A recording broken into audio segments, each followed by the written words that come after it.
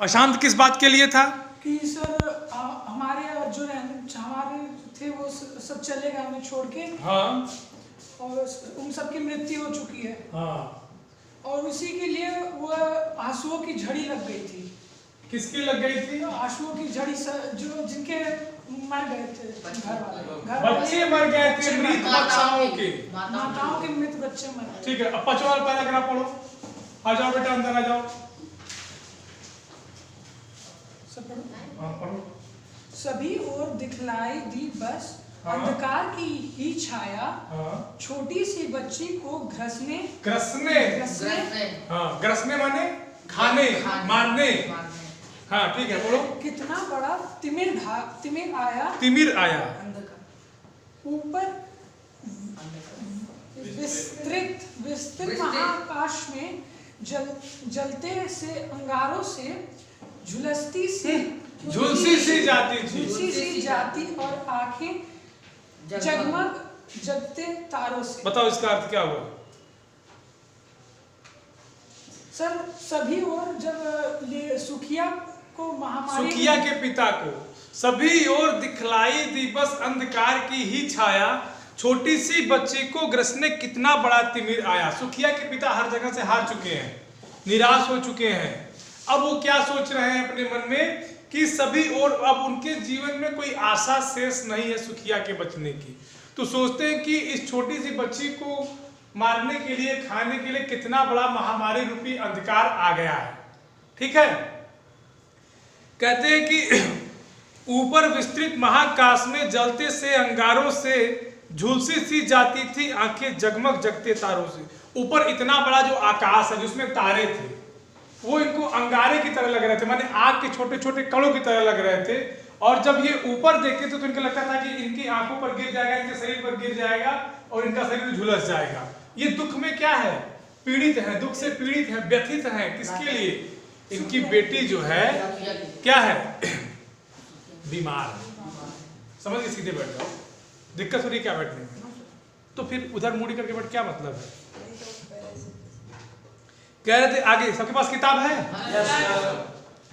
देख रहा था जो सुस्थिर हो नहीं बैठती थी क्षण भर, हाय वही चुपचाप पड़ी थी अटल शांति सी धारण कर, सुनना वही चाहता था मैं उसे स्वयं ही उकसा कर, मुझको देवी के प्रसाद का एक फूल ही दो लाकर। ध्यान से समझना, अब उसकी बेटी बीमार पड़ी है और उसके लिए यह जीवन, यह जो क्षण व्यतीत हो रहा है सुखिया के पिता के लिए काफी दुख भरा क्षण है। समझ रहे हैं?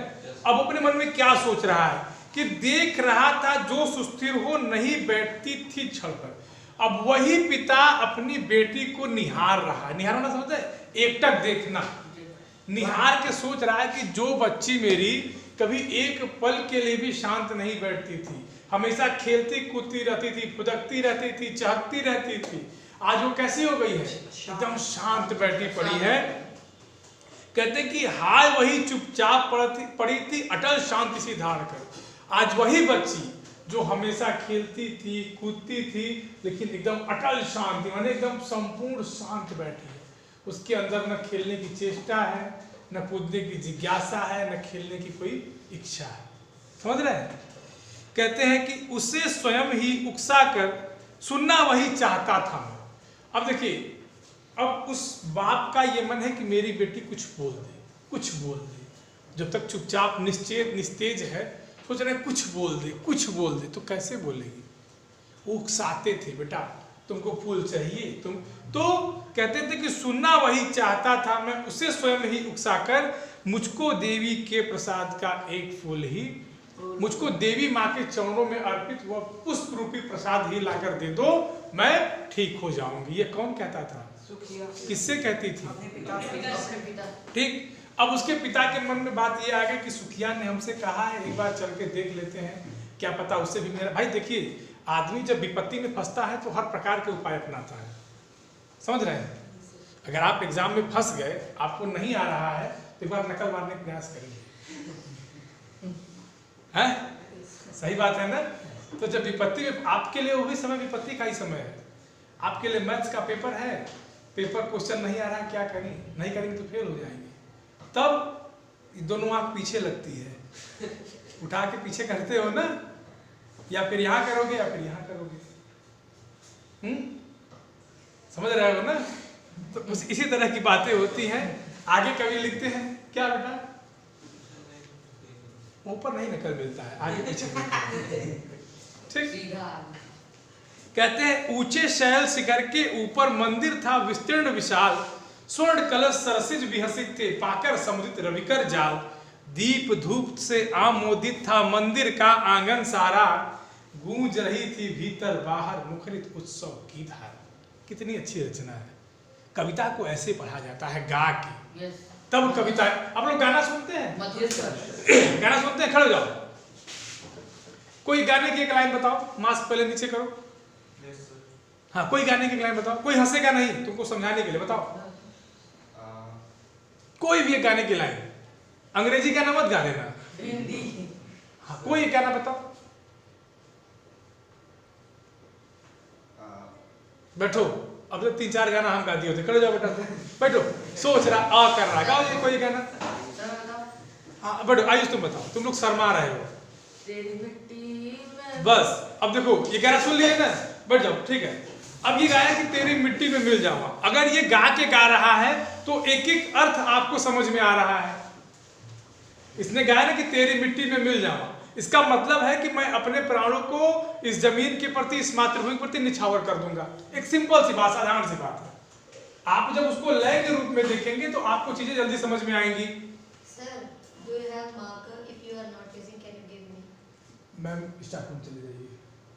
आपके पास क्या या हाँ हाँ हाँ हाँ, बस बोल दीजिएगा कि हम बोले हैं। अच्छा, ये बता दीजिएगा, ठीक है? तो लय टूट जाता है। यस। हाँ, तो इससे पहले कितना याद है। तो कहने का मतलब है कि जब आप किसी चीज को उसी के रूप में गाएंगे तो चीजें आपको जल्दी समझ में आएंगी। अब ये कविता है, कविता को अगर आप कविता की तरह गाइए ना तो आपको अच्छी तरह से। अब देखो इसमें क्या है कि ऊंचे शैल शिखर के ऊपर मंदिर था विस्तीर्ण विशाल। ऊंचे शैल, शैल माने होता है पत्थर, शिखर माने पत्थर की चोटी, शैल शिखर माने होता है पहाड़ों की चोटी। लाइन क्लियर है एकदम। ऊंचे शैल शिखर के ऊपर मंदिर था विस्तीर्ण विशाल, मतलब पहाड़ की चोटी है, उस पहाड़ की चोटी के ऊपर एक बहुत बड़ा फैला हुआ मंदिर है। इसमें कुछ कठिन लगा? कुछ कठिन लगा कि नहीं लगा? स्वर्ण कलश सरजिस विहसित थे पाकर समुदित रवि कर जाल। रवि माने होता है सूरज। रवि माने क्या होता है? सूरज। कहते हैं कि स्वर्ण कलश सरजिस विहसित थे। सरसिज माने होता है कमल।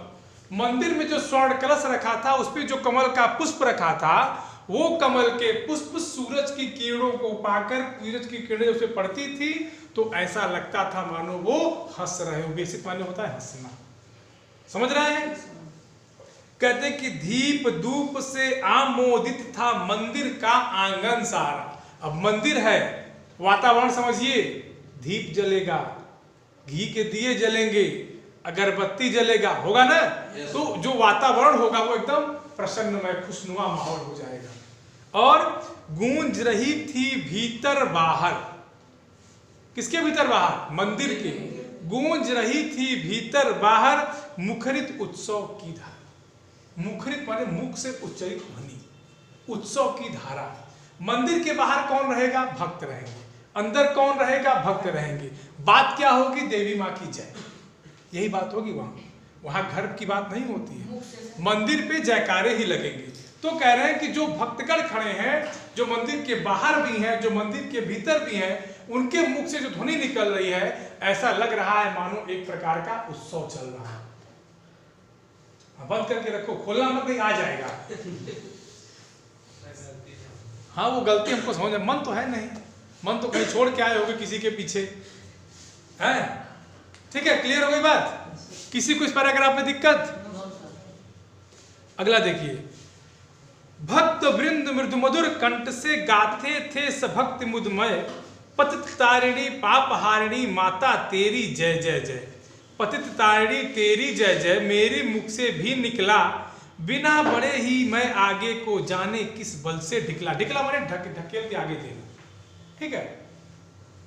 भक्त वृंद मृदु मधुर कंठ से, इसके पहले बात हो चुकी है ना कि मुखरित उत्सव की धारा, जो भक्तों के मुख से आवाज निकल रही है, उसी के आगे कहते हैं कि भक्त वृंद मृदु मधुर कंठ से, कंठ माने होता है गला, जो भक्त वृंद माने जो भक्त लोग थे अपने मीठी मीठी आवाजों से क्या कर रहे थे, गाते थे सभक्ति मुद में, भक्ति के मद में, भक्ति के माहौल में, भक्ति के रस में रंगे हुए थे और गा रहे थे। क्या गा रहे थे, पतित तारिणी पापहारिणी माता तेरी जय जय जय, पापों को हरने वाली, दुखों को कष्टों को हरने वाली, हे माता तेरी हमेशा जय।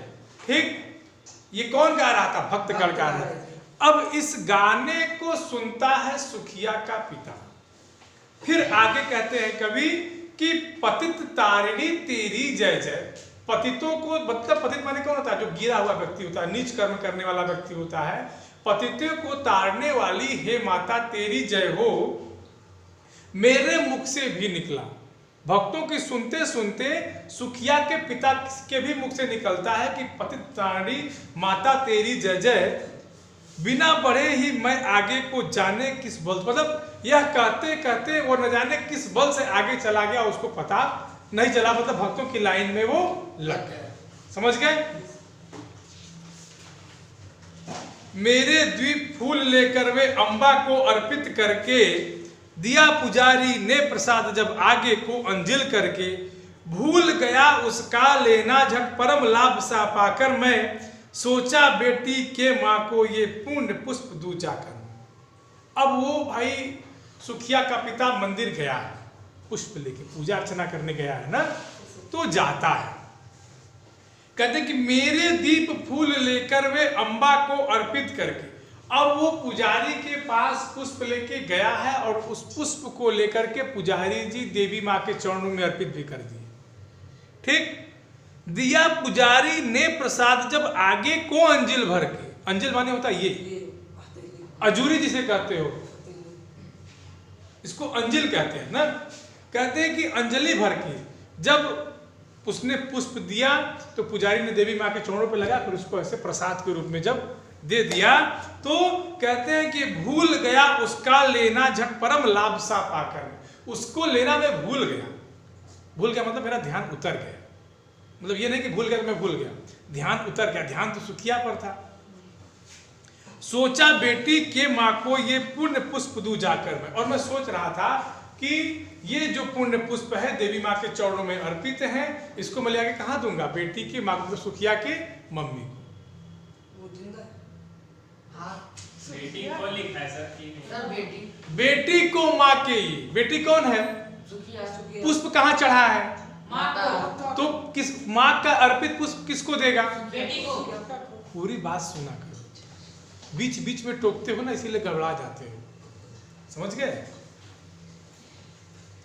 सिंह पौर तक भी आंगन से नहीं पहुंचने मैं पाया, सहसा यह सुन पड़ा कि कैसे यह अछूत भीतर आया।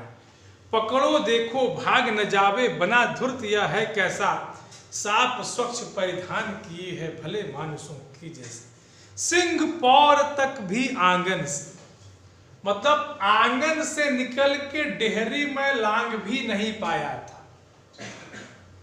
डेहरी माने समझते हैं? Yes sir. जो घर के दरवाजे के बीच जाने के लिए बना रहता है। कहते कि सिंह पौर तक भी आंगन से नहीं पहुंचने मैं पाया, आंगन से निकलकर मैं मुख्य द्वार तक भी नहीं पहुंच पाया था। ठीक, कि सहसा यह सुन पड़ा कि कैसे यह अछूत भीतर आया, मतलब मेरे कानों में यह आवाज आई कि यह अछूत कैसे अंदर आ गया। यह अछूत कौन था, सुखिया का पिता, कैसे अंदर आ गया। और कहते हैं कि पकड़ो देखो भाग न जावे, बना धुर्त यह है कैसा।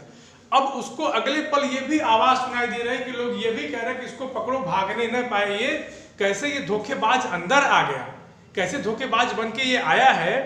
कि साफ स्वच्छ परिधान किए हैं भले मानुषों के जैसा, मतलब निम्न कोटि का व्यक्ति इतने अच्छे कपड़े पहन के धोखेबाजी से ये भले मानुषों की तरह अंदर कैसे आया? ये कौन कह रहा? उस मंदिर के जो पुजारी लोग थे, जो उस मंदिर के सभ्य लोग माने जाते थे।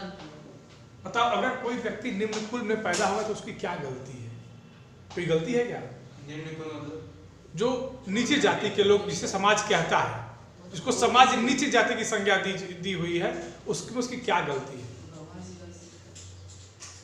और मान लीजिए हम उच्च कुल में पैदा हुए तो हमारा क्या योगदान है? आप ऐसा कौन सा कर्म नहीं कर सकते हैं जो वो नहीं कर सकता? सब तो आपके कर्मों पर निर्भर है। आप पढ़ेंगे तो वो भी पढ़ेगा। बोलिए। तो बेटा बस ये सामाजिक जो छुआछूत द्वेष भाव है ना, इसी को यहाँ दिखाने का प्रयास किया गया है। सर अभी केस हुआ था, एक लोग जूता खरीदने गए थे, न्यूज़ पे आ रहा था, उन्होंने कहा कि पास ही होने। हाँ, अभी इसके पहले भी आया था ना, जब आप लोगों ने देखा होगा टीवी वगैरह में कि जोमेटो वालों से लोगों ने ऑर्डर लेना मना कर दिया था क्योंकि ये मुस्लिम है। इस तरह के समाचार से नहीं आए थे न्यूज वगैरह। आज ये क्या है? ये सब सामाजिक भेदभाव ही तो है भाई। क्या भाई, अब वो अपनी नौकरी कर रहा है, आपको भोजन चाहिए तो जाके या तो बनाइए, बनाएंगे तो है नहीं, आलस लगेगा। अब कोई लाएगा तो आप टीका टिप्पणी करेंगे, हैं? इतना सबको समझ में आया? इतना सबको समझ में आया? इसको लिखो तो, जितना मैंने बताया है अभी, लिखो। इतना लिखो, इतना बहुत है, इतना तुम लोग के लिए बहुत है।